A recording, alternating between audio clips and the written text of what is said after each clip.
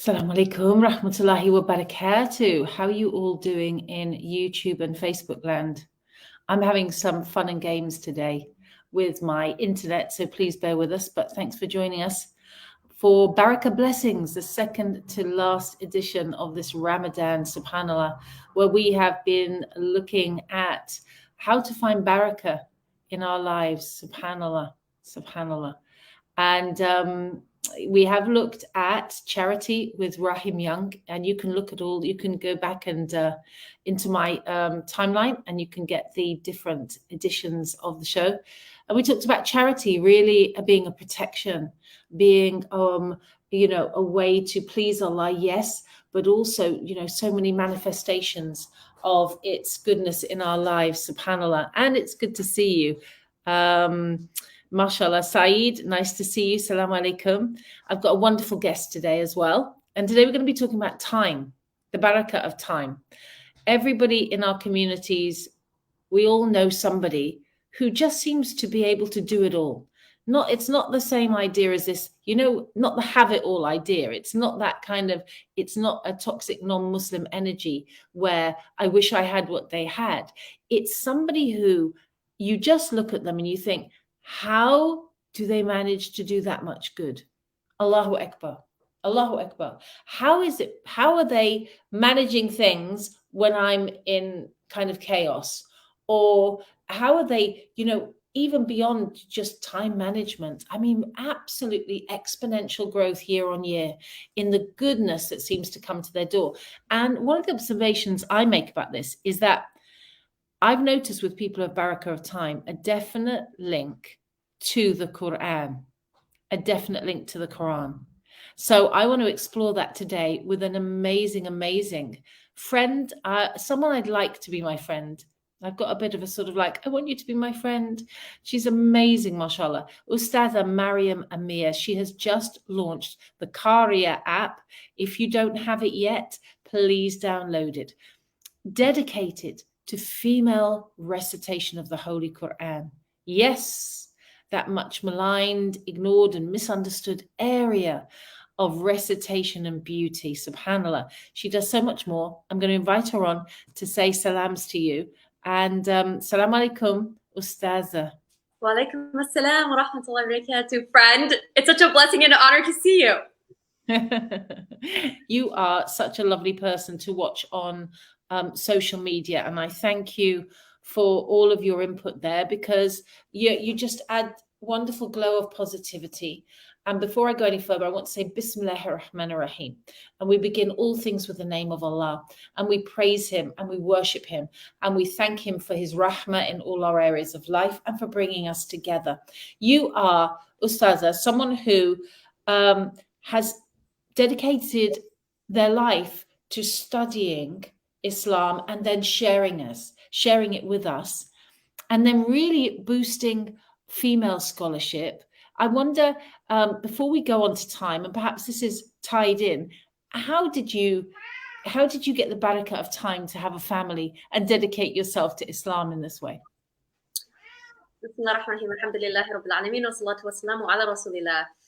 I don't have an answer to how any of that. I just, alhamdulillah, for the blessing of a lot of dua in anything that we try to do. Alhamdulillah, for the blessing of support. Anything that I've done has not been by myself. There's been the support of so many people in the background who've been there to support the process and to support the facilitation of those efforts coming through. And also just being very cognizant of setting boundaries. There's a lot of things I say no to, in my own personal life and also in the commitments that I make, because I know that every time I say yes to something, I'm saying no to something else. And there was a period in my life where I had to sit with myself and realize I'm saying yes to everything and everyone, and no one is left. There's no time left for me and the projects that I think are important for the community. And so being able to just make sure that I can fill my time with completing those projects and then inshallah give to the community as well. Those are the only answers that I can think of at the moment for the blessing of any sort of time, but any blessing is from Allah, and I'm very grateful for the support of so many people, alhamdulillah, to be able to make it. MashaAllah. Well, what you set off on your journey towards ilm, and towards learning the Quran, and that's a solitary journey. Tell us a little bit about, you traveled to, did you go to Egypt? Yes, yes. So alhamdulillah, I started my journey here in California.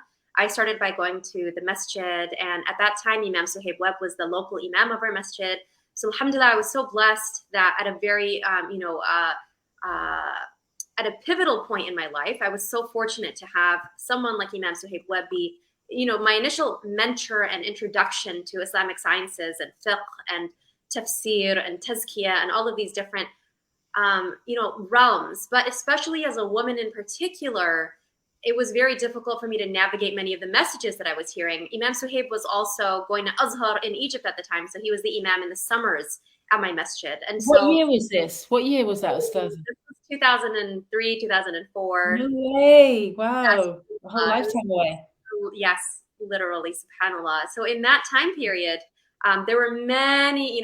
One of the methods of my local masjid is to have a new imam come like every week to give the khutbah, like flying in imams from all over constantly, which is a wonderful thing to be exposed to so many different viewpoints. But also as a woman, it made it difficult because I didn't know how to access an imam. I didn't see them beyond the lecture or the khutbah, and a lot of the messages that I was hearing from those giving the khutbahs, and also in the masjid, just attendees, the members, the wonderful sisters who many of whom came from different cultures, from different countries, and didn't necessarily study Islam, but they had a deep love for it. And a lot of times they brought their cultural understanding from their culture on what a woman should be like as a Muslim woman. And so a lot of those messages impacted the way I saw myself as an outgoing, assertive woman, that these, personality traits are not appropriate. They're not modest.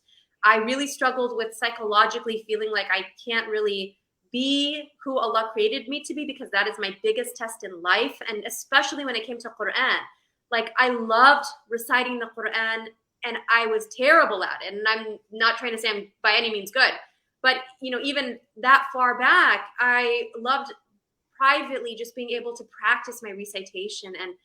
And I felt like this was a space where Allah saw me and Allah knows me and Allah knows how He created me. And that experience really helped me keep feeling like, even if I don't understand issues relating to women, I want to know the Quran. I just want to connect with this book. And yes, alhamdulillah, I did go to Egypt.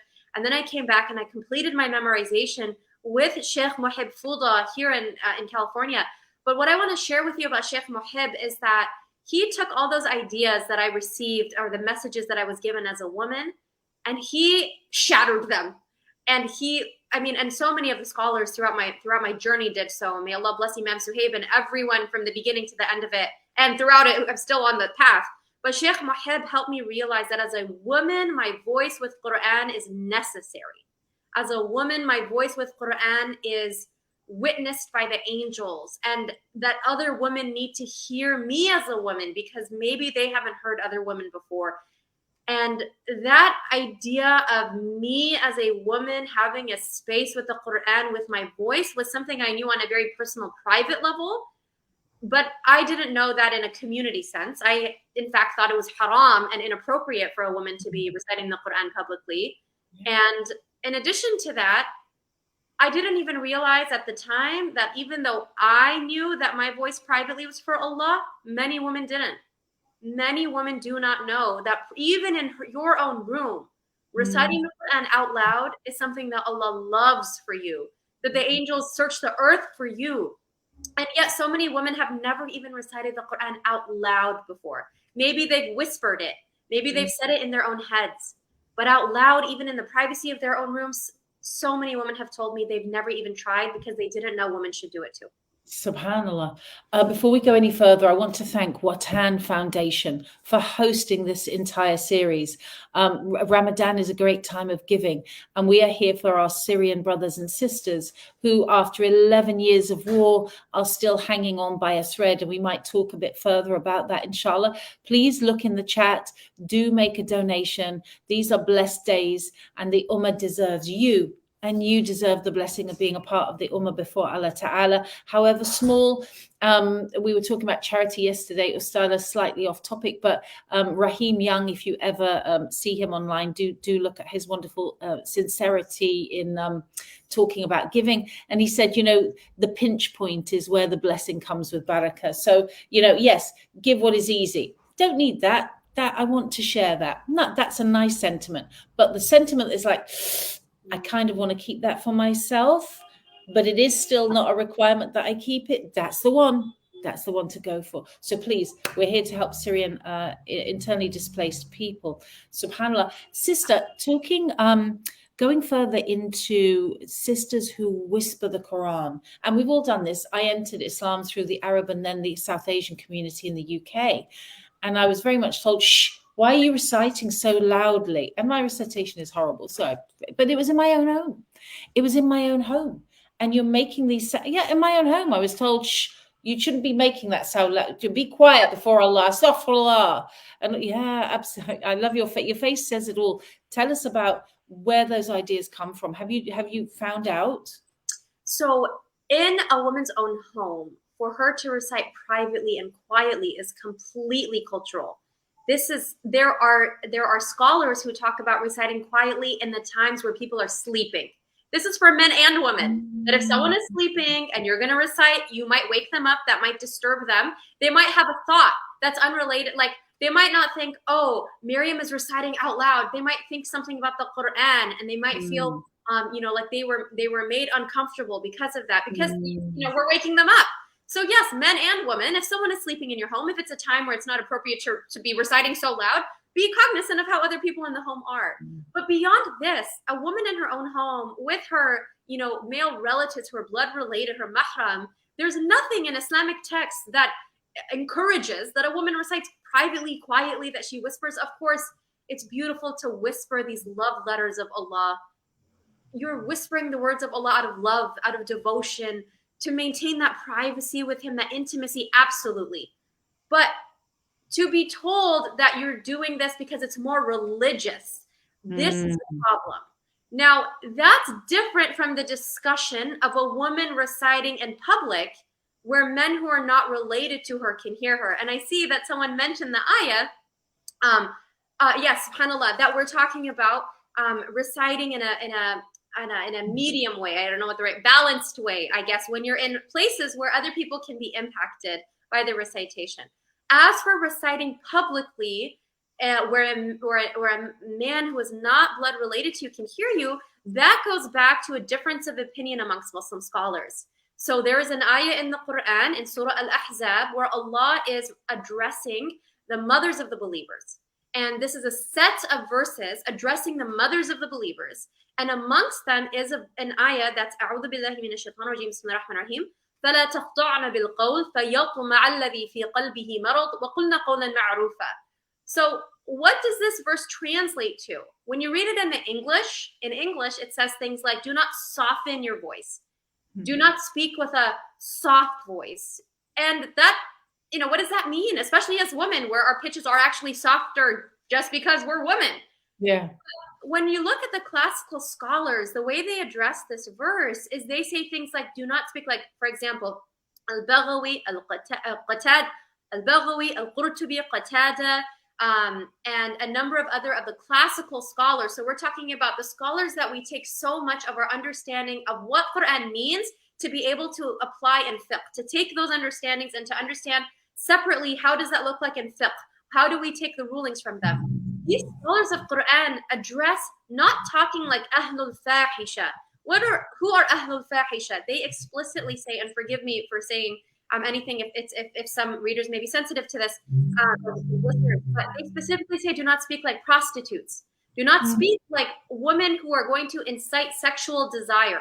Do not speak in a way that's going to cause a man to feel sexually attracted to you. That's not the same thing as a woman reciting the Quran. And in fact, the second part of that ayah says about the person, fi qalbihi marad. What is marad? These classical scholars also talk about that they might have hypocrisy in their hearts, that they might have fisq in their hearts, that these are people these are not who we're talking about as believers who are, you know, making mistakes and struggling and making mistakes and making tawbah and thinking about Allah and repenting. We're talking about people who are looking for things. So if we are going to say that the understanding of this ayah is that we shouldn't recite the Quran in public, well, that is the extrapolation of some of the scholars, that a woman should not recite the Quran in public because this ayah says a woman shouldn't speak in this soft tone. But classical scholars are talking about seduction. They're talking about being flirtatious. They're talking about you know, speaking in ways where a man is moved to attraction. So this really goes back to, as, for example, Sheikh bin Baz mentions. Sheikh bin Baz, we're all familiar with in our time period, who's a more contemporary scholar, may Allah have mercy on him. When he was asked, can a woman recite the Quran? Can a man listen to a woman reciting the Quran? His response was yes. There is no problem with a man listening to a woman reciting the Quran. But if a man is listening to her voice, just for the sake of finding himself attracted to her voice. And he's got a mental health problem. Yes. Because if you're ignoring the Quran and going, whoa, listen to that voice, sort yourself out. Don't stop the Quran, right? Yes. And actually, you know, I think it's very important to take that even a step further. To say, ooh, listen to that voice, it's powerful. Ooh, listen to that voice, it's beautiful. It brings me to a state of reflecting on Allah's words. Sheikh bin Baz specifically says, if you're listening and you are finding yourself moved by the power of the Quran or moved to the point of contemplating the Quran for men, then this is acceptable. But if you're moved in a sexual way and you're listening to the Quran, you have muddled in your heart. And this is why Sheikh Hajar Haniti, she is from Spain. She's from Spain. She moved to Morocco because she realized that in Spain, they do not have Spanish-speaking centers for Muslims to learn Islam. They only have Arabic-speaking centers, and she didn't speak Arabic. So she moved to Morocco. She learned Arabic. She took classical Arabic. She memorized the Quran with ijazah. She received ijazah in many different sciences, and she was in medical school. She left medical school just to come to Morocco to learn Islamic sciences and to go back to Spain to found an institute specifically to be able to teach Islam in Spanish. And yet, even though she's the first person to create an institute that gives this access to women and to men, when men find out that she's a woman, sometimes they say, well, you shouldn't be teaching because you're a woman. And her response is, what does this verse say? Those who have a disease in their heart, so I pray for your shifa. She says, I pray for your shifa. Now, of course, there are scholars that say it's permissible with nuance. Darul Ifta in Jordan and in Egypt, both of them say it's permissible, but with nuance. One nuance, that there's no fitna. And I'll get to that point secondly. And the other one, that it's better if she doesn't do it unless there's a need. So their nuances are, unless there's a need, or if you're going to be protected from the fitna that can arise. Sheikh bin Baz addresses this by saying it's better for that it's permissible only if men and women are not in the same room. They're not together. But that's his personal opinion. May Allah bless him and increase him, and mashallah, an amazing scholar. There are many other scholars who don't put those restrictions. For example, the scholars currently in Morocco, in Indonesia, in Malaysia, in Singapore, in Algeria, if you look at the Qariahs that we come out of these regions, the women from these regions, including in some parts of Yemen and in some parts of Tanzania and in some parts of Ghana and in some parts of the Gambia and in Nigeria, when we look at women from these regions, they are reciting the Quran on stages with the men scholars. They are reciting the Quran on television with the men scholars. They are reciting the Quran, half of an ayah, the next half, another sheikh recites it, the last half, another sheikh recites it, then all together in one voice, they recite the verse one more time. These are very different experiences than the ones we may have here in the West as women in seeing what it looks like for our voices to be in spaces of Quran. I want to, of course, say that there are many scholars who say it is not permissible. It is prohibited and is not allowed. And we accept that and we acknowledge that. And there's a difference of opinion in Islam for the rahmah, for the mercy from Allah, because different cultures need to understand different issues of fiqh for their realities. And of course, culture comes into play when making fiqh rulings. But the point is, when we look at our culture and we look at those two caveats, one, that we're protected from fitna, and two, that there needs to be a need. I think for us in the West, we need to ask ourselves, Sister Lauren, I'm sure you've spoken to women all around the world.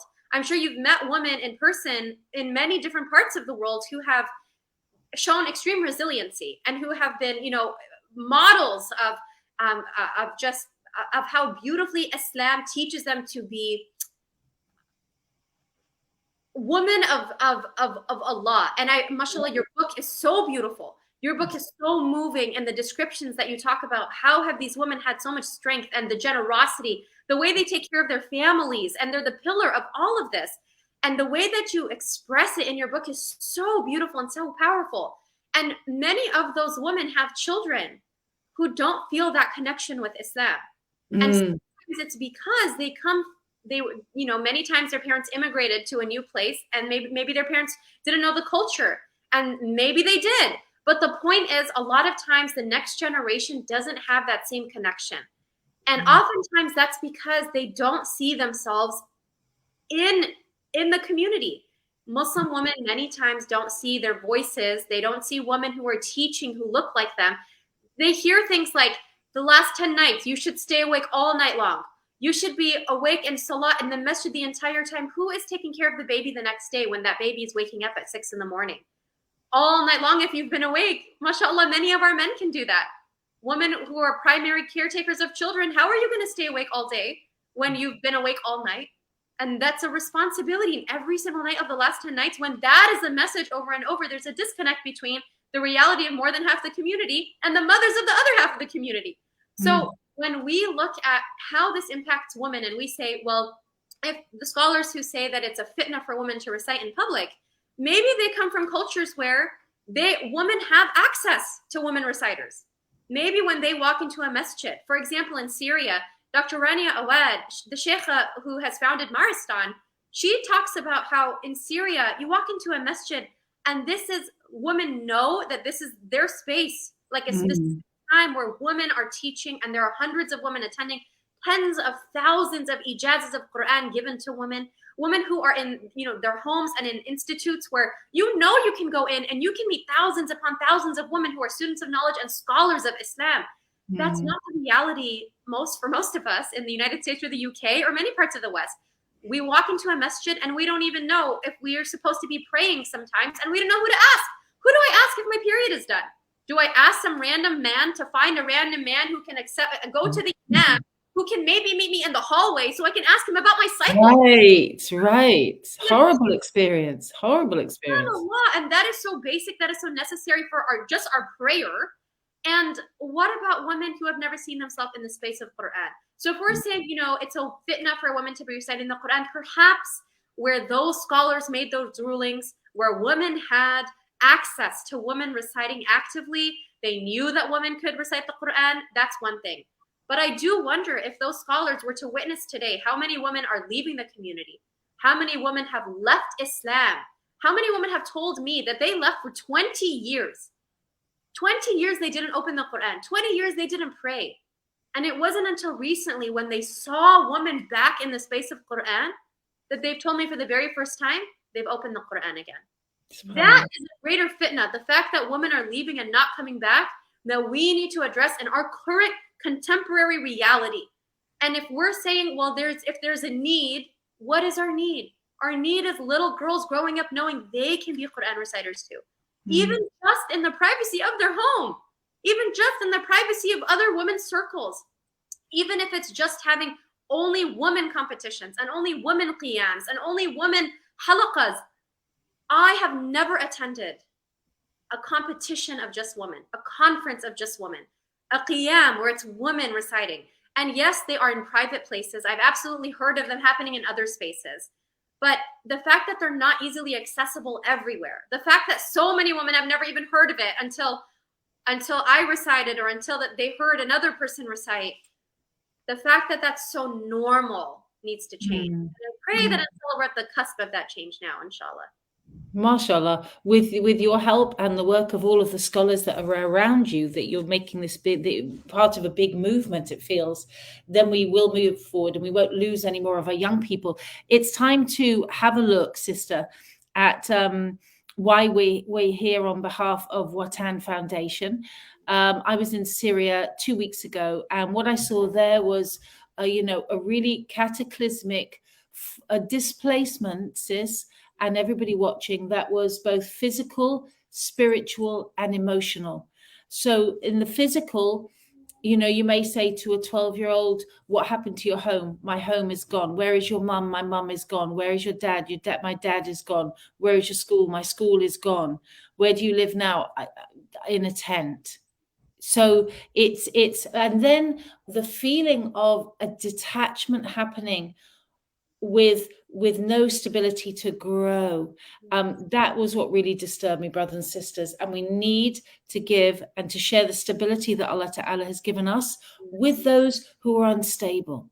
Yeah. And we do this out of the love for Allah. I know it's amazing that Allah Ta'ala has made their rewards, because we're reward driven beings. We are, that center that Allah has put in our amygdala, or the emotional part of the brain, is very much driven by what do I get from this? Oh, I get more, I'll increase more. And Allah says, if you are grateful, I'll increase you more. And it's like, so you're always jumping forward, alhamdulillah.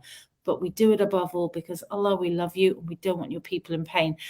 We're going to take 2 minutes to watch this video, in which time, brothers and sisters, you have a chance to do something. Underneath this video, click share, and then you will have Ustaza Mariam Amir live on your Facebook page, and any khair that comes from that, including donations, will be on your sheet, inshallah. So there we go. There's a great increase there. So click that now. Please make a donation and watch this. And when we come back, Ukhti, I'm going to ask, we're going to be talking about how to really empower our young women further, and how to make the most of the time with the Quran, inshallah. Watch this.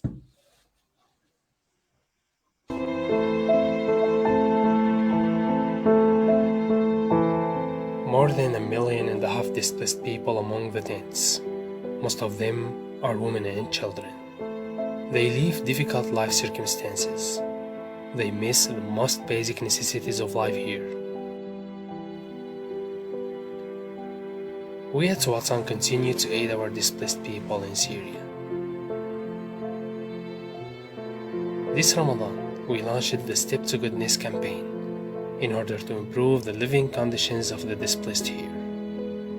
With one step, you can move a family from among the tents to a house that protects them from the heat and cold. In one step, you can secure food for a displaced family during the month of goodness. Only one step.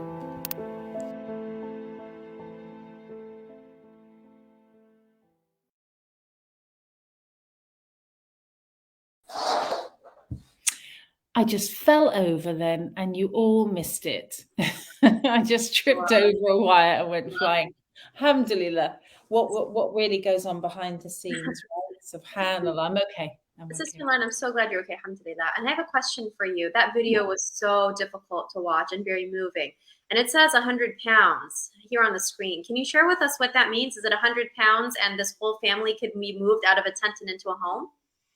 So we have a couple of projects going on. There's a feeding project, but this £100 goes towards specific families, and you only need 15 of those packages to get 1,500 to be a good way towards getting that family a tent. So when charities work, they have like a list of people, and I've been there. I was there 2 weeks ago, and you go and you see rows of tents that are covered in old blankets because they've got holes in them. So there's not only a tent that's dripping, it's got a blanket. I mean, it's just it's difficult to see.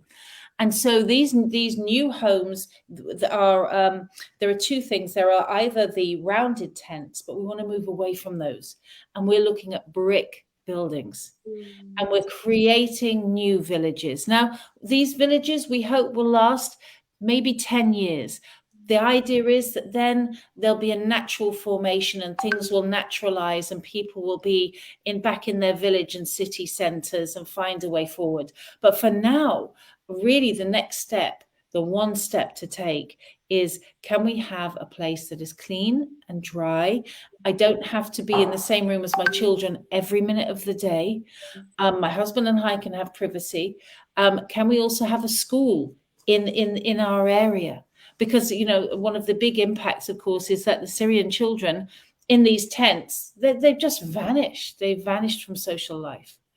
And so, alhamdulillah, this is a great project. And I pray to Allah it comes at a time when you're all able to give, to donate and share, bi'idhnillah ta'ala.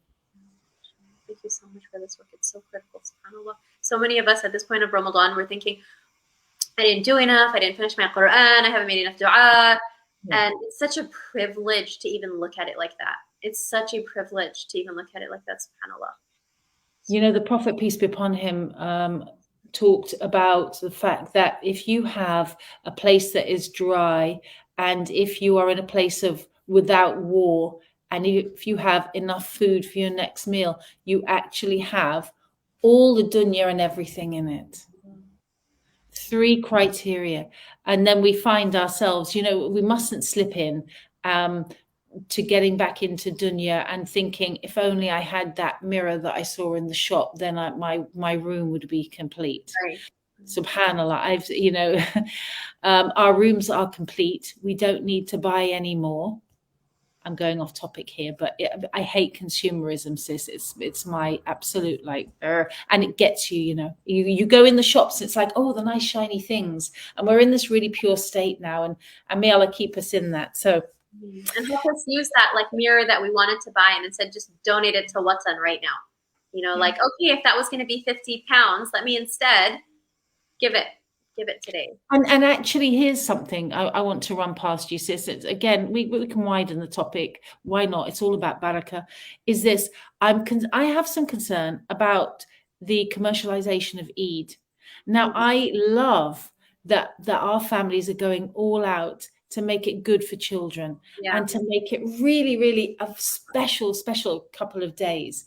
That is beautiful. And we're not Puritans, you know, the Prophet, peace be upon him, wanted us to have full social lives. But what do you think about that? Is there a bit of competition coming in? Oh, she's got lights next door, so I need to get 3 sets of lights. And last time I did this theme, so I'm going to throw all that last year's out and get a new theme. Is that a thing? I have to say that I'm probably not the best person to comment on it, because I don't see that very often. I know that it exists. I know people have talked about it, but I haven't done really any research into it or have too much thought about it. I will just say that I've noticed that since I was a kid until now, for example, Ramadan decorations in major stores never existed, and now they do. Having Ramadan sales and Eid sales online for, you know, Muslim businesses never existed before. And so a part of this is beautiful because it creates businesses, which creates sustainable income for families. It allows them to support their families while helping other Muslims feel like their children are excited, especially here and in the UK. I don't know about the UK, but Christmas is huge here. And so kids, you know, being able to have that experience for Ramadan where they get to have decorations and it's really exciting and it's fun. Yeah. You know, there's an aspect of that, like with the intention that we, you know, want to worship Allah and we want to help beautify our homes for the sake of our children. There's so much beauty and barakah in that. But I think with everything, there's balance, right? And so sometimes someone may have Ramadan lights from the year before and they may think, well, you know, these Ramadan lights, we used lanterns last time. This year we want it to be snowflakes.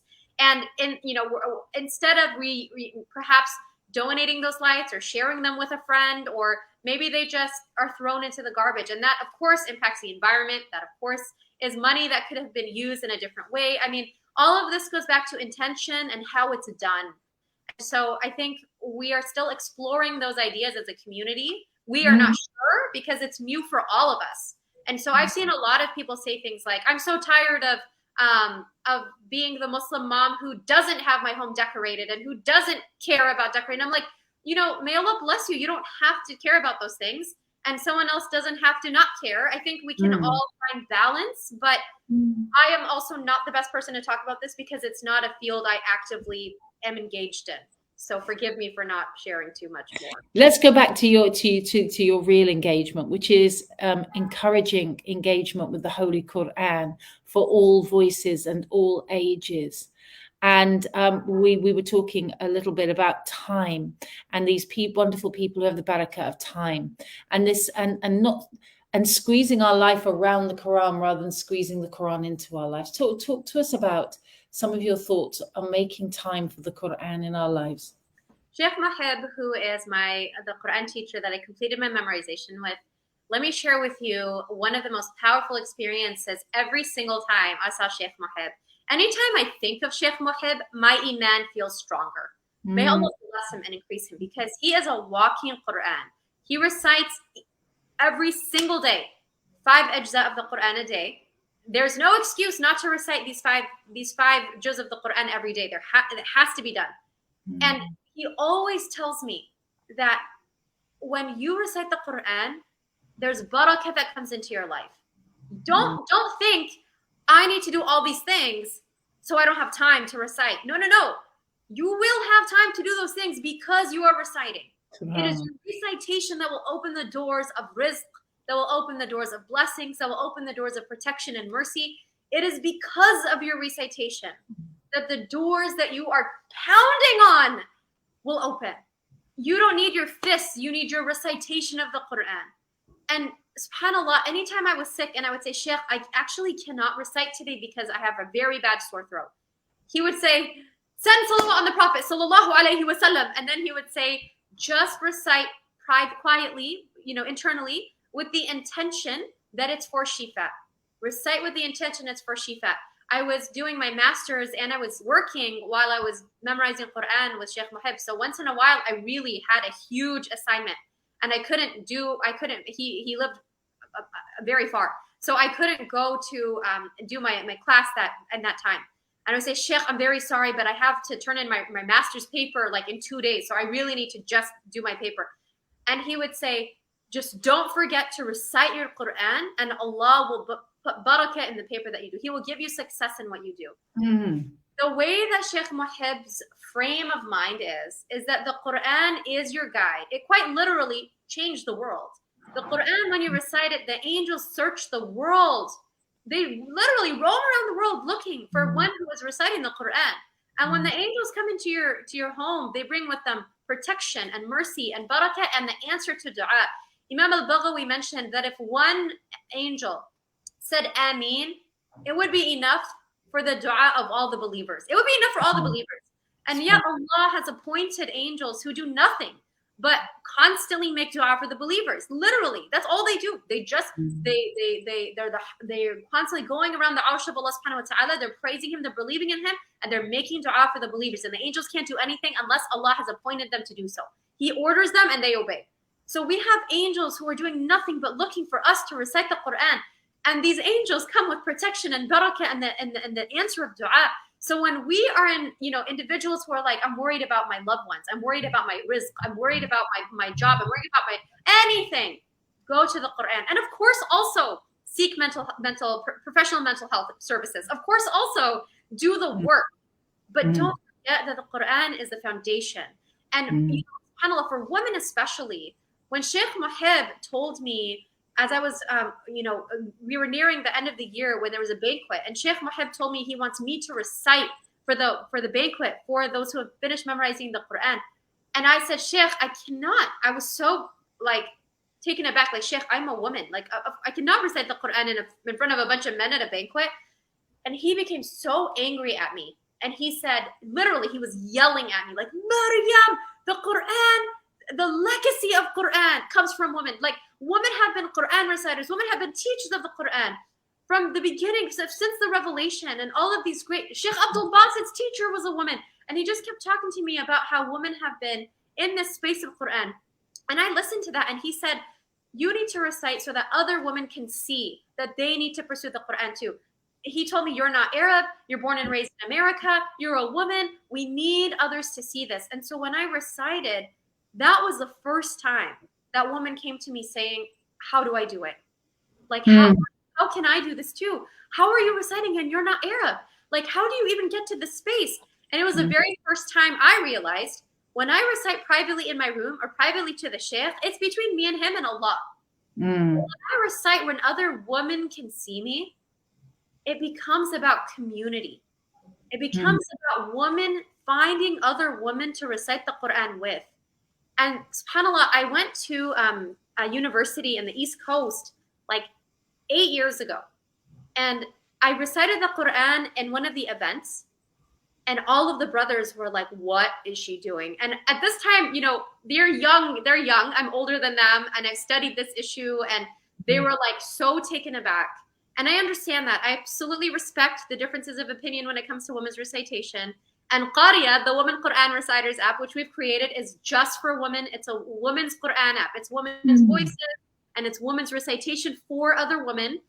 But I just want to share with you that the majority of the reciters on this app are women who recite publicly in their countries, and they are scholars, and they are supported by their scholars, and they recite on television and in competitions. And when we announced the app, and we had pushback here in the United States and from the UK, I mentioned it to some of the reciters, and the reciters from Nigeria were like, why? What do you mean? What do you mean women can't recite in front of men? We've never heard that. Yeah. Asia, Morocco, Algeria, all these countries.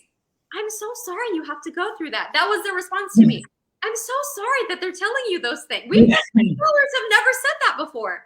So I recited in this university, and subhanAllah, a sister just recently, I was at another event, and she works for Celebrate Mercy, which is another organization here, beautiful organization.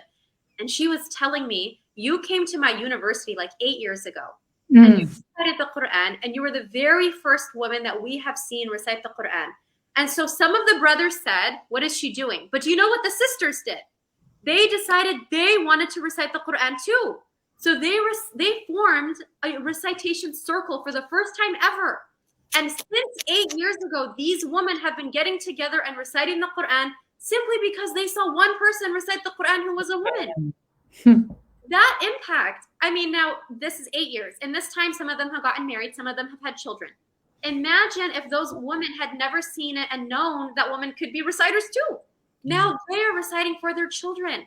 This is generational. When we give women visible access to the Quran, women know that it's for us and it's for everyone we impact. And that especially includes women with disabilities. On Qariah, it was so critical for us to ensure that women with disabilities, two of the women on the app, one of the women on the app is a Hafidha of Quran with Down syndrome, the very first memorizer of the Quran recorded with Down syndrome. She's from Hafidha Rwanda Wake. And we have a child, the only child we have on the app, Iman, may Allah bless her. She's a student of Quran with Down syndrome.